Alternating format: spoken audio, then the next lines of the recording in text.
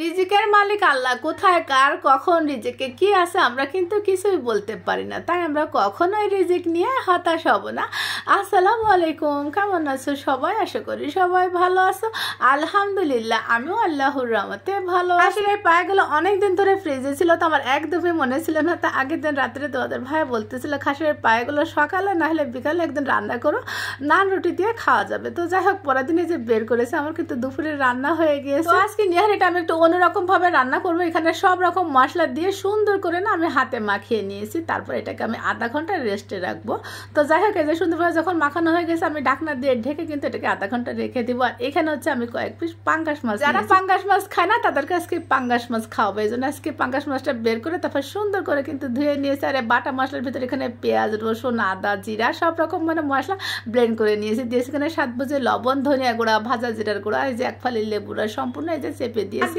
এখানে 1 চামচ গুঁড়া দুধ। আমার টক দইটা হচ্ছে ডিপ ফ্রিজে, যার জন্য আমি এখানে যে লেবু রসটা দিয়েছি আর গুঁড়া দুধটা দিয়েছি, এটা টক দইয়ের কাজ করবে। টমেটো সস দিয়েছি, এখানে সয়া সস দিয়েছি, বারবিকিউ সস দিয়েছি, দিয়ে আমি সুন্দর করে না হাতে মাখিয়ে নিই। আর এখানে আমি হলুদ আর হচ্ছে কাবাব মশলা দিতে ভুলে গিয়েছিলাম, তো পরে যে হলুদ আর কাবাব মশলাটা দিয়ে সুন্দর করে হাতে মাখিয়ে তারপর আমি নর্মাল ফ্রিজে রেখে দিয়েছিলাম। আর রাত 9টার পরে না এটা আমি বের করেছিলাম। আর যে আধা ঘন্টা পরে কিন্তু আমি এখানে পরিণত পানি দিয়ে তারপরে প্রেসার কুকারের ঢাকনাটা লাগিয়ে ইচ্ছা মতো একটা সিটি দিয়ে নেবো। আর এই যে রাত 9টার পরে গিয়ে মানে 9:30টার দিকে আমি মাছগুলো না বের করে নিয়েছি। ওই যে আল সময়ের জন্য বিকালে আর করা হয়নি, তো ভাবলাম যে রাতে সবাই একসাথে বসে খাবো, এই জন্য রাতে এই যে বের করে নিয়েছি। আর এখন ব্যানিবল মতো তেল দিয়ে মাছগুলো উল্টে পাল্টে ভেজে নিব। তো পাঙ্গাস মাছের চাপ কে কে খেয়ে চাপুরে অবশ্যই কমেন্ট করে জানাবে।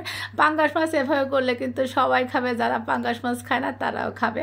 আর এখানে যে নান রুটির জন্য আমি কিন্তু ডোটাও রেডি করে রেখেছিলাম। যে দুষ্টামি করতেছি, আমাদের নাতি আসছে, মানে আমার মেজো ভাইয়ের নাতি, তো মানে তো আমাদের নাতি, তাই না? তো যাই হোক, একটু দুষ্টামি করলাম ওর সাথে। তারপরে এই যে মাছগুলো আমি উল্টে দিয়ে চুলার আঁচটা মিডিয়ামে রেখে তারপরে পাঙ্গাস মাছের চাপগুলো ভেজে নিতে হবে। এই পাঙ্গাস মাছের চাপ কিন্তু নান রুটি দিয়ে খেতে দুর্দান্ত হয়। তো দেখো এই যে ভাজা হয়ে গেছে, আমি এই যে নামিয়ে নিচ্ছি।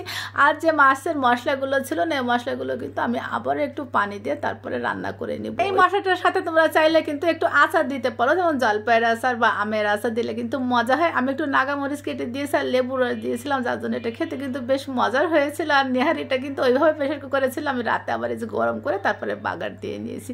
আমি যে একটু শুকনো মরিচ একটু জিরা দিব, এতে কিন্তু ভুলে গিয়েছিলাম, পরে মনে পড়ছে একটু শুকনো মরিচ দিলে না ভালো একটা সুঘ্রাণ। যাই হোক, এপাশে কিন্তু আমি নান রুটিগুলো একটা একটা করে ভেজে নিচ্ছিলাম। রাত্রেবেলায় ভিডিও করা অনেক কষ্টের, আমি পুরো ঘেমে না একদম ভিজে গিয়েছিলাম। তো আজকে বাটার ঘি কিছুই দিই নাই, শুধু তেল দিয়ে না খুব দ্রুত দ্রুত ভেজে নিয়েছি। আমি মনে হচ্ছিল রান্নাঘর থেকে বের হলেই যেন আমার শান্তি। তো এক একে সবগুলো নান রুটি আমি ভেজে নিয়েছিলাম। আর নান রুটিগুলো মাশাআল্লাহ অনেক বেশি ফুলকো ফুলকো হয়েছিল। আর এদিকে দেখো আমার নেহারির ফাইনাল লুকটা মাশাআল্লাহ অনেক সুন্দর না কালার আসছে। তারপরে যে টেবিলে পরিবেশন করে নিয়েছিলাম। ওই যে আমাদের বড় মেহমান মানে আমাদের নাতি ছিল, ওর আম্মু আসছিল, বললাম যে তোমরা একসাথে না খেয়ে যায়নি, তো সবাই মিলে যে খেয়েছিল।